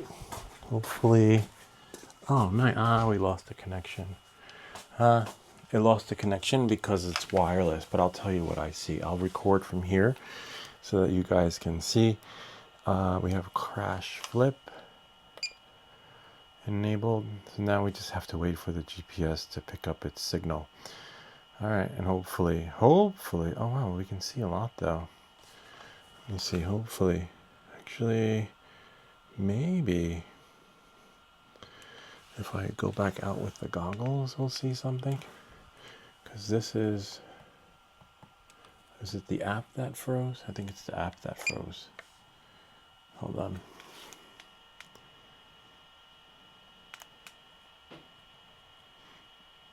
See, that's why I don't do the GPS, because by the time it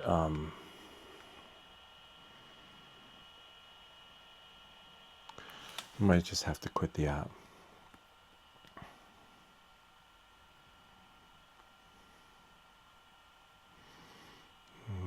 to DJI Fly.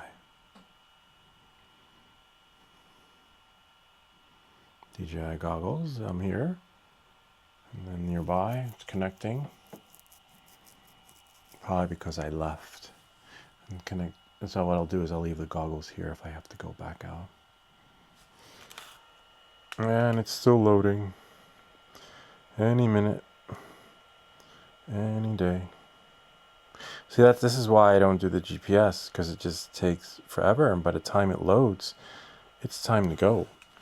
I mean, we could take the computer outside and let it, see, now it's unable to join. Sometimes, well, this part is normal. Oh wow, now I got two goggles when I only got one on my head. The unit's overheating though. And it's been 1:22, minute and 25. And by the time it finds its GPS, it's time to go. Let's see what we have here. Turn on the buzzer. We can turn on the lights though. Let's see if we can turn on the lights. Oh wow. We're in angle mode, which is fine. Let's try here. Yay!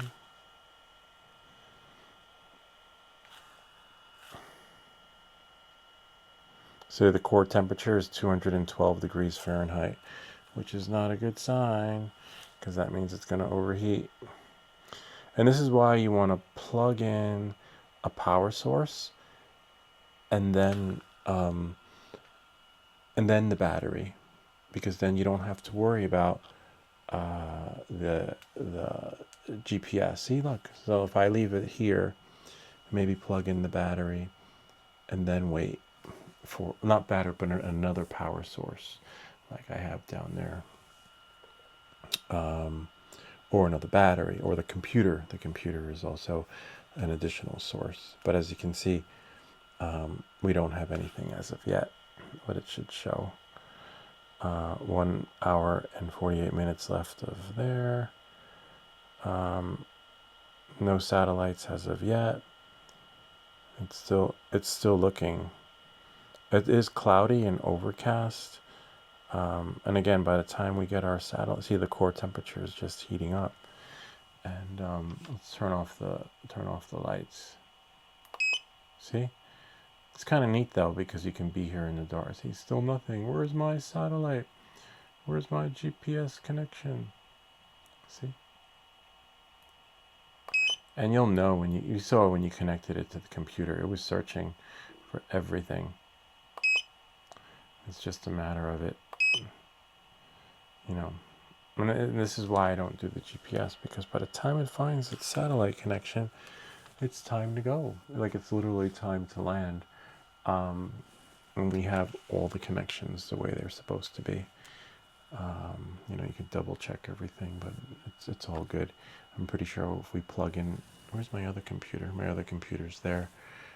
We could probably check it with another computer, which is probably what we'll do in a second, because by the time that loads, we're done. We're cooked. So let me just leave these here, plug it out, and then plug it in again, and then let it work the magic like that. One sec.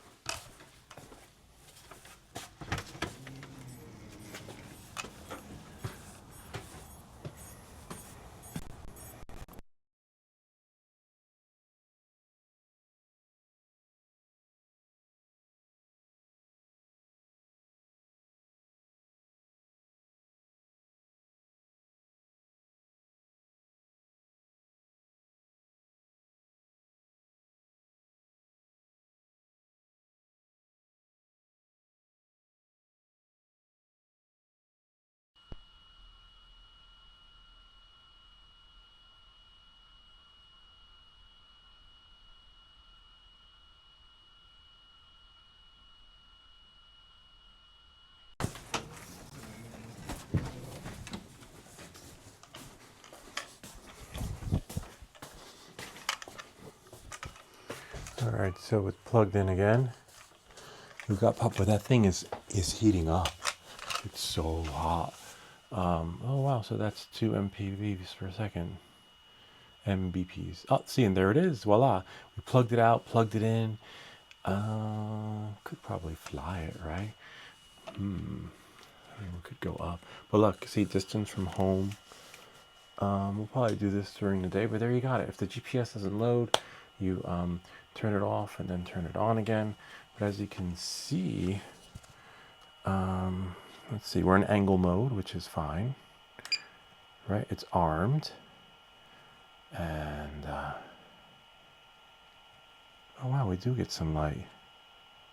See? Oh wow. That's not bad. See, there's our longitude and latitude. Oh wow, this is better than the Avata at night. It shouldn't be overheating anymore. There's the moon.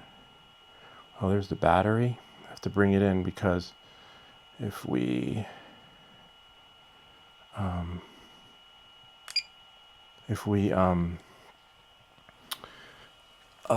so yeah, it works.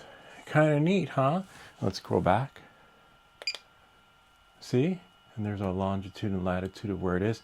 The home thing isn't working. Probably have to finagle that, but that's pretty good. And I landed it because you don't want let me go get the drone. I'll actually just shut off the light. See? And this is where the buzzer would come in. You're like, oh shit, where's my drone? You could turn the lights on, but then that's going to eat up your battery, right? So then, this is pretty cool flying at night though. I kind of like it.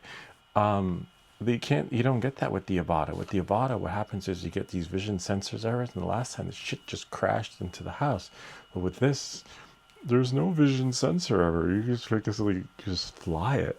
This is really cool. I'm going to try that. But yeah, so with the lights on, you'll be like, oh, I'll just find it. I'll look for it with the lights. But no, because if you run out of battery, it's done. You won't find your drone. So the buzzer conserves energy, and if you run the battery into the ground, you basically have to buy a new battery. I've done that a couple of times. So let me go get my battery. Not battery, well, my drone, and I'll bring it back in 1 second. And here it is. It's in one piece. So that's it. We did it. And once the GPS kicks in long enough, that home distance should work. Let me just get rid of this thing here, though. Let me plug out see it still works. That was pretty cool. Yeah, so GPS, that's why you want to have, I believe there's a Betaflight you could use for the phone. There's a mobile version of Betaflight, and you could use it on your Android. It doesn't work on the iPhone though. And if you did that, plugged it into your phone would provide the power needed, or some other external power. Then you would see when the GPS is loaded, right? But as you know, if it doesn't load, just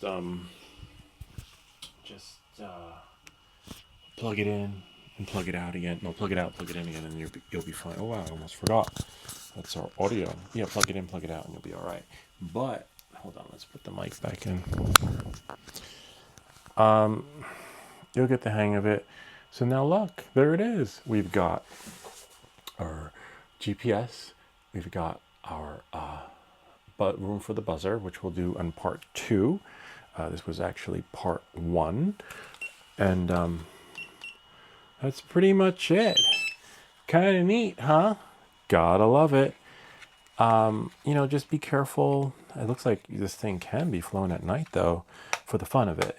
You can't really see anything, but if you're in an area that's well lit, I'm pretty sure you'll see a lot, because all the light will just be absorbed by that lens and you can see everything. But we haven't had much luck with the Avata. I'm going to do some more night flights with the Avata at night, but this is it.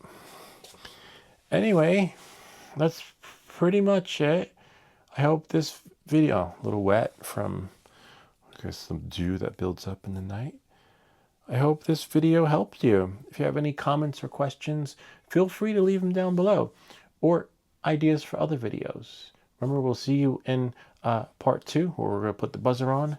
And so remember to like and subscribe and hit that notification button so that you know when new videos do come out. And we'll see you all next time.